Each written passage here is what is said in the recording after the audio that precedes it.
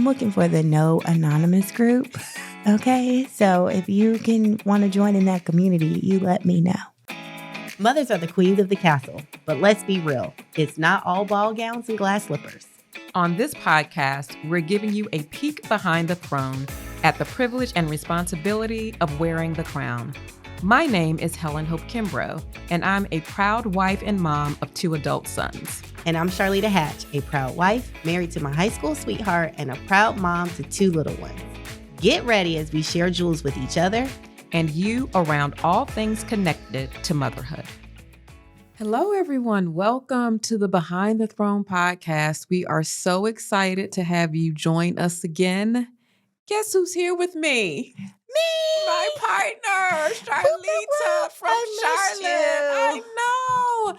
I feel like we've been doing the back and forth. We've had guests come on, but you know what, guys? You get us this time. Yes. It's me and her. Yes. So excited to have you back. Thank you. I know. I missed you.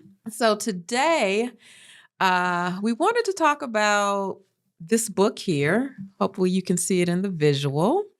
The Power of a Positive No, How to Say No and Still Get to a Yes. This book is by William Ury. Hopefully I'm saying his name right.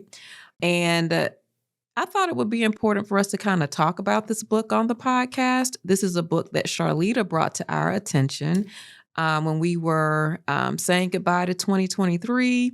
You said over the break that you were going to read this book. And I was like, oh. And you're like, yeah, I got to delve into this book. This book was recommended to me, so I'm going to read it.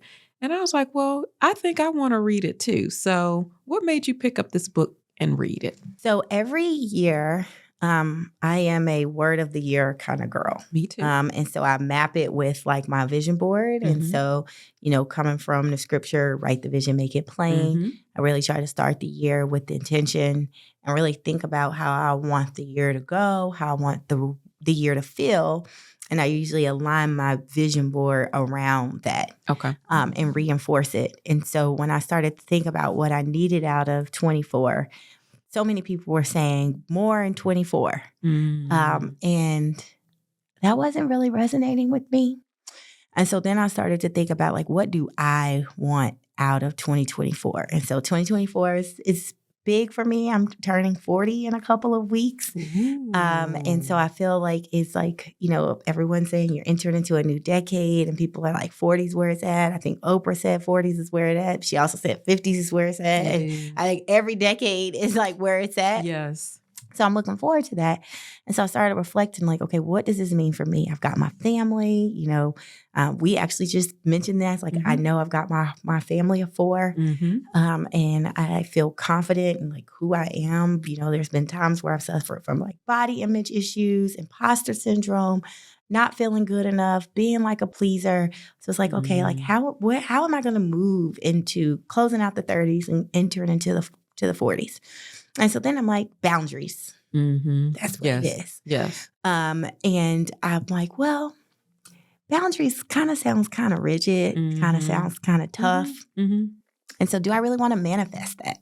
What is it that I want to manifest? And then I'm like, what do I mean when I say boundaries? And I think I've spent so much time, I think first as a mom, you're always saying yes to your kids for safe things and then no for whatever, but you're like, putting them first, whatever they need, whatever they want. If you're married, depending on how your relationship is, you're, putting your spouse sometimes before you, and you shouldn't. Everybody tells you to take care of yourself first, but like you kind of default to not doing that. Yep.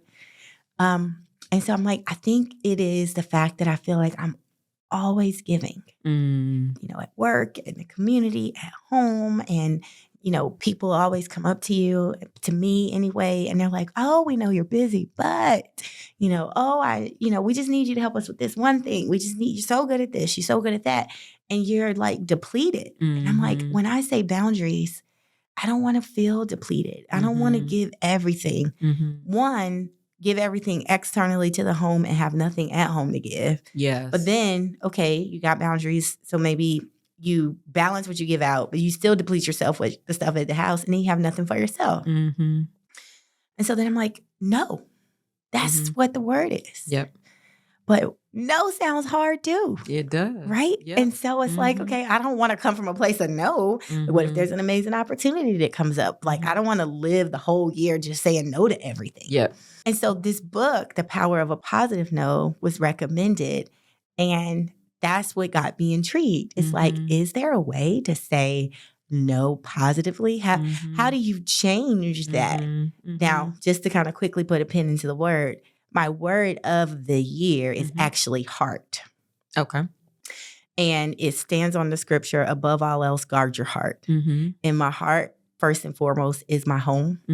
And so as I apply this book, it is, how do I make sure that I'm not saying yes to something that goes against my heart? And so I'm centering all of my decision making with my heart in mind that I'm guarding.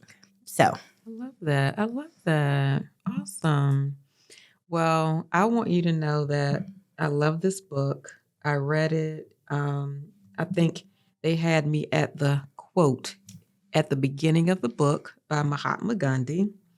A no uttered from deepest conviction is better and greater than a yes, merely uttered to please, or what is worse, to avoid trouble. And so I was like, ooh, to avoid trouble, let me like resonate on that. And then what stood out to me next in the book, and all of this is early in the book. So even if you don't read the whole book, you can just start out early in the book. And it was around the trap. So how no can sometimes be a trap. And the 3 areas of focus was accommodate, attack, and avoid. And so I was like, so accommodate was, we say yes when we want to say no. I was like, that hurt. Okay, that's me. The other one was attack. We say no poorly. So I don't think necessarily I do that one, but I can see it play out in different ways. And then the third one was avoid. We say nothing at all. And I was like, ouch on that one. So I think even with the accommodate one, I even think about as a mom, how sometimes you're like, yeah, you can have fruit snacks because you just want them to shut up. And you don't really want them to have fruit snacks, right? You're just like, you're talking to me. I don't want you talking, or I'm in the meeting. Of course, you're asking me. Like, that's a quick one. Or just when you say no and you're accommodating and somebody actually asks you to do something, I think you kind of halfway do it. Yes. Because you're just... You don't give your all. Yeah, because you're just saying it to just be the bare minimum. And so do we really want to be in a place where we are saying no when we're not really able to deliver it excellently? Agreed. You want to be able to give like your 100% in all of your efforts. You want to be able to do it without complaining, without grumbling. And it's kind of like that whole cheerful giver, syndrome that we hear, like when we give at church. They say God wants a cheerful giver. Yep. Amen. And then if you're going to give begrudgingly, keep your money. Yes. So let's explore this attack thing that you say you don't do. Yeah. Okay. Oh yeah. I just got a question. I didn't say I don't do it. I said I don't do it as much as the accommodate and avoid. Okay. So yes. I just feel like a really good scenario to test out is when your husband gets on your nerves and then they try to tap you. Do you kind of... Exactly. Are you saying no kind of with an attitude because you like, I know you're not asking me that? Or do you accommodate? What say you, Helen? And then when you say you don't do that often. I say I don't do that often. But now with this scenario, do you perhaps do it a little more often than you? I think it's more the look. It's not even me even you say no with your eyes. Uttering words. No with your body language. It's like, what? Excuse me? You got the nerve.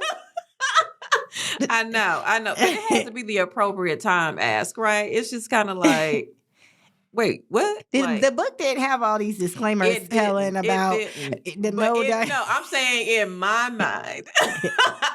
Helen is the co-author of The Power of a Positive No. In my mind. So that's what I'm like, yes. But no, good point. Good point. So that's a good one. Okay. That's a good one. That's a good one. And then the avoiding. I mean, I think about just how many of us feel ghosted. Yes. And I know going through like a dating season or even like with a job where somebody might not be interested or interested anymore and they just ghost you. Or you have like a conflict with a friend, but people don't want to address it. So then you're left kind of like, did I do something? Are they mad at me?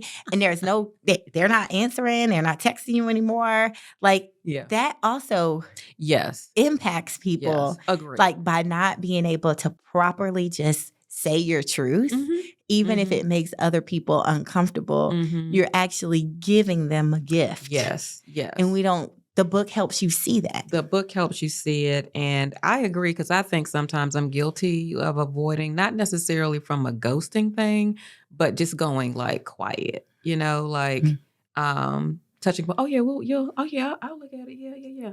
And then I'm not going to look at it. Or let me see if there's another way. Do you want to set a date? And then you don't set a date. Oh, yeah. People are like, oh, yeah, let's do lunch. Just stop. Just say, I'll see you later. We're not doing lunch. Yeah, we're not doing lunch. We're not meeting. So I think it's some of that. And then when it happens to you, you feel some kind of way. So I'm really trying to be more intentional. And even prior to this book, to kind of be present with people or really kind of reveal or say the thing that needs to be said. One of our core values at work is courage. So saying the thing that needs to be said, even though it may not be a nice thing to say or it may feel uncomfortable to say, but literally what needs to be said. So I'm trying to kind of step into that space a little bit more because I think relationship-wise, it's better just to go ahead and say what you need to say. I feel like people respect you more. They will see you in a better light. Even if they don't disagree, they will say, you know what? I mean, I didn't like what she said, but I really respect that she gave me the truth. Well, and we keep hearing the statistic. I don't know how recent it is now, but 50% of marriages end, and the number 1 to 2 reasons. Well, I guess it's 3: sex, communication, and finances, right? And I think that communication piece is really what we're talking about here today. Yeah. Like when you're accommodating and you're avoiding in your marriage, like that manifests. And then as moms, you think about what that shows your kids. Yes. Right. Yes. And so I feel like our house when we grew up, everything was like children are in a children's place. Right. Oh, yeah. So we didn't see our parents argue. Seen and not heard. Yeah, but our parents didn't argue in front of us. And so in some ways I have that memory of them not. But then when you get into your own relationship, it's almost like you don't know how to do it. Right? Because you never saw it. So you either think something's wrong. Yeah. And so what Mark and I are trying to do, at least with our kids, is sometimes show a disagreement and also us get to the resolution while they're there. And then we still love each other and can move on. Yep. But you can't be an avoider. You also can't fight up. You can't fight below the belt either and do that in front. Well, you could, but I don't want to do that in front of my kids. Fighting below the belt. I don't want to attack my husband. But I want to be able to say, you know what, I disagree with that. Right. And that's okay. We can disagree and still love each other. And I think that is what we don't have. And I think another example is when you have grow up in a house where you can't disagree. Then when you get into your own relationship, you kind of bring that too. And then you think every time you express something you're not happy with, you think it's a confrontation. When it's communication. Yes, agreed. And that's why I think the framing of a positive no, it's like you can express yourself. It doesn't have to be a fight. You don't have to say no and hurt people's feelings. Like you could do it in a positive way. Yeah. I like how you brought that up though, because I even think, my kids are adults now. So even when our communication was not top notch at home between Marks and I, or we were not on the same page, literally, especially for the younger, I had to just apologize to him. I know sometimes we didn't demonstrate a positive relationship all the time. And I don't want you to kind of hold on to that part. We are working on it. We are working through it because as we know, relationships ebb and flow, right? You'll have good days and you'll have bad days. And I think he literally appreciated the fact that I came to him 1,000%. And shared that and expressed it openly and honestly, because you have to keep it real too. And, the older one who was away at college during, most of our rough times, he was just kind of Mom, like, no, this is Dad, or Dad, no, this is Mom. And so he was away, not really saying it, but like Avery's the one who saw it. And I wanted to verbally, extend to him, like, this is what happens, but I want you to see us working through it as well. I think that is so powerful. I love that you shared that, because I also can just compare my upbringing and my husband's upbringing. Mm-hmm. My parents were really big on apologizing to us. Mm-hmm. I have no problem apologizing, Mm-hmm. and, Mark's parents, they didn't really apologize, like big or little. Like you could knock a kid down and just like, like it's just not even, that's what they do. Mm-hmm. And you can see again how that manifests. And I think it's something so powerful when your parents are willing to show that they're not perfect. Oh, yeah. I remember definitely more my dad. Sorry, Mom, but you already know this. My dad was more perfect than my mom. Uh-huh. And like, that I never forget the moment where I realized he was a human being. Oh, yeah. Mm-hmm. And I think and having it's blatant too. Yeah. And it wasn't anything big, but it was just like, oh, you're really just like a person. Yeah. But having somebody that apologizes and can say that, hey, this was not right, I think you don't even realize it's a healing for you. Oh, yeah. Oh, yeah. Right? That you need to see. And then it also lets you know that it's okay to apologize. Oh, yeah. Versus having, if your parents can't apologize to each other or to you, then how are you going to do that to your spouse? How are you going to do that to your kids? So kudos to you for that. Yeah. And then the other thing that I wanted to impress upon was boundaries. You mentioned that early on. And it was something that was shared when we met with moms and daughters around, how do we establish boundaries? Because what Lynn Connor said, who was the therapist on that particular episode, is it's something that should be seen as positive when you establish a boundary. And so often we see it as a negative, like, yes, you should invade my space. Like, no, you shouldn't. Like, even when you go to church and people kiss on you, it's like, wait, like, I have a boundary here. Like, you can shake my hand, you can give me the side hug, but the whole kissing thing, no, I'm just not into that. I'm actually surprised by that, but I'm with you. I'm with you.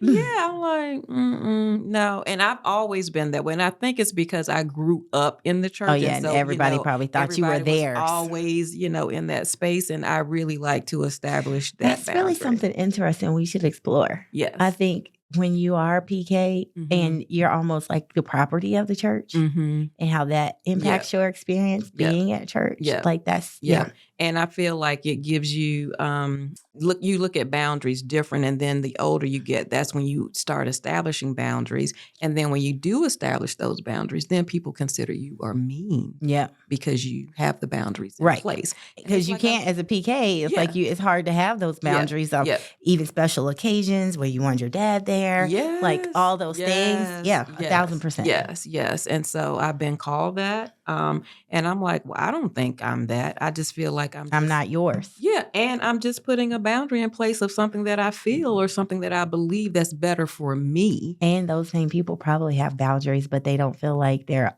owned by or obligated to. Right. Yeah. And then sometimes it's your parents too. Oh, Helen, you can do that. Oh, I know he said no, but you can go ahead and do that. And it's like, no, but I really don't want to. So that's the other part too. Yep. Yeah. Just growing and maturing into this space. 1,000%. So the book kind of is in like 3 sections, right? So I think it's 9 chapters and it's like prepare. So like it really focuses on you being prepared to say no. Then how do you deliver it? But then the last part I think is key, the follow through part. Yes. Right? It's like how do you actually do it?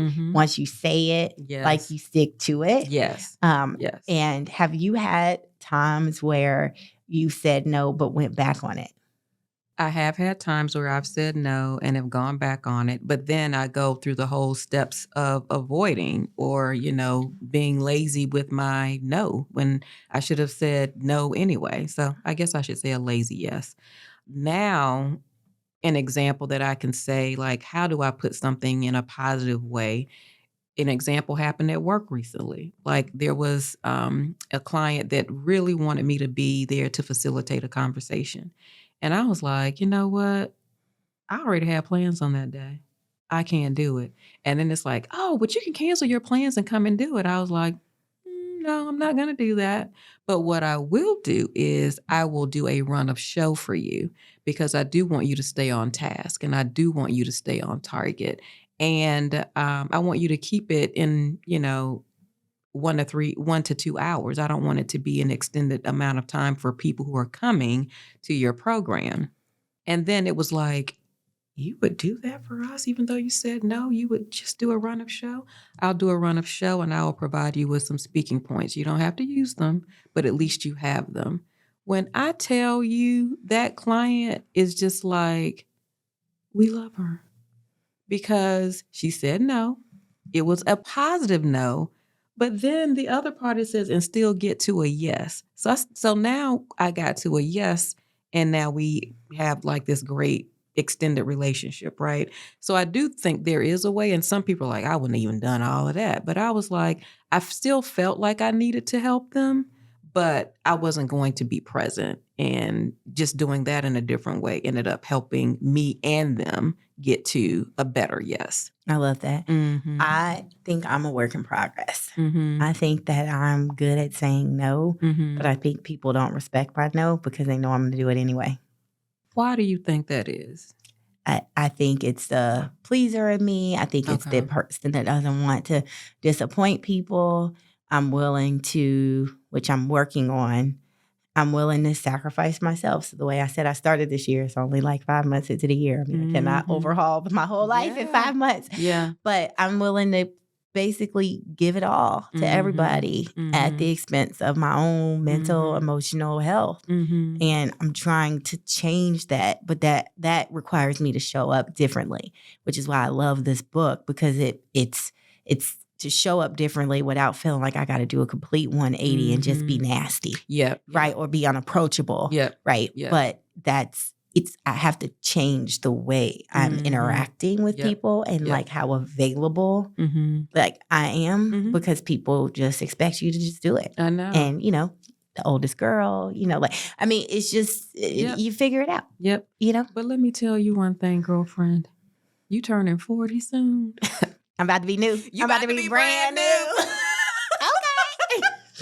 I want you to know that's when you feel empowered and you're just like, okay, yes, this is what it is. And people will say, oh, something's changed about her. Yeah. Okay, all it's right. That 40 glow. It's that it's that 40 glow. So respect your yes. Yes. Those are some things that I got.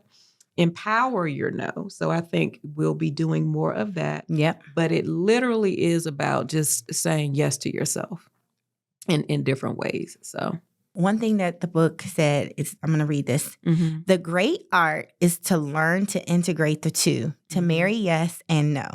That is the secret to standing up for yourself and what you need without destroying valuable agreements and precious relationships. That is what a positive no seeks to achieve.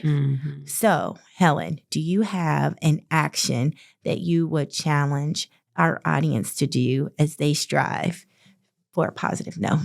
One action is to listen to your gut, because sometimes you instinctively know that you should be, doing a positive no, and you don't. You go the alternate way. And then I feel like implications, come from that when you don't really hang true to your gut. So your inner voice is there for a reason. I think you have to listen to it and tap into it. And also, just think about not just the short term, but the long-term impact of you in that process. As we, talk about mental health and, behavioral health specifically, in this month, I feel like some of the stressors come from the fact that we are not saying no or saying yes to ourselves. We're saying, no to ourselves and yes to everything else.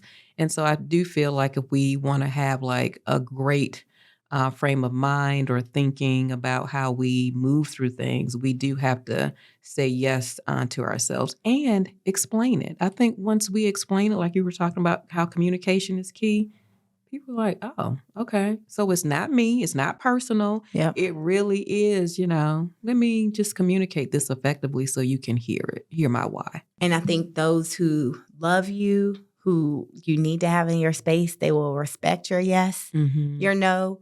And I hope that people will look around to those people like me that have a hard time doing it but want to do it, that will help you get there. Yeah. Because that is a form of care. It is. And people need support. Oh, yeah. I'm looking for the No Anonymous group. Okay. So if you can want to join in that community, you let me know. And with that, be sure to like, follow, or subscribe the Behind the Throne podcast wherever you are listening. Bye. Take care. Bye. Thank you for listening to the Behind the Throne podcast. Be sure to subscribe to our channel and comment below with your feedback. Check out future episodes from us as we discuss motherhood from babies to adults.